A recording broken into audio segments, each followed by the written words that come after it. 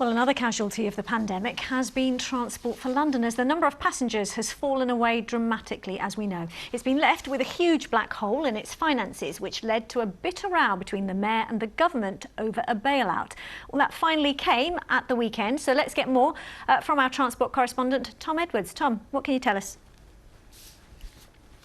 Yes, some big changes, some big challenges for Transport for London over the coming months. Let me just run you through the headlines. They're going to get £1.8 billion over the next 6 months, so services will still be able to continue to run, but there will be no congestion charge extension out to the north and south circulars. That was one of the rumours of the deal. That was one of the mayor's red lines. But from January, fares are going to go up by inflation plus 1% as per the first deal. And from March, free travel for the under 18s and for 60 to 65-year-olds, that could potentially be paid for by an increase in council tax. I think that's a big shift. Local taxes potentially paying for transport policies in the capital. There's going to be a review into driverless trains, that contentious issue.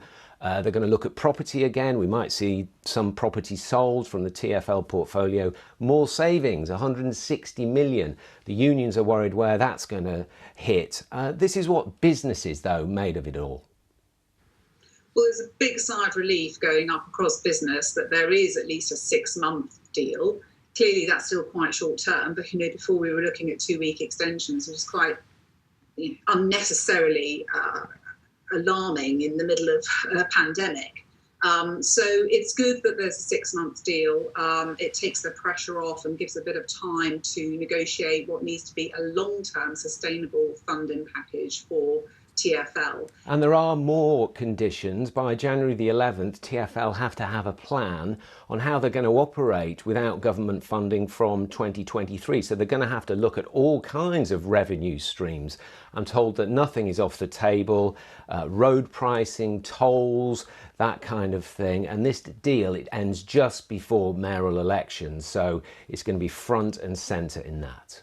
OK, with that update, Tom, thank you.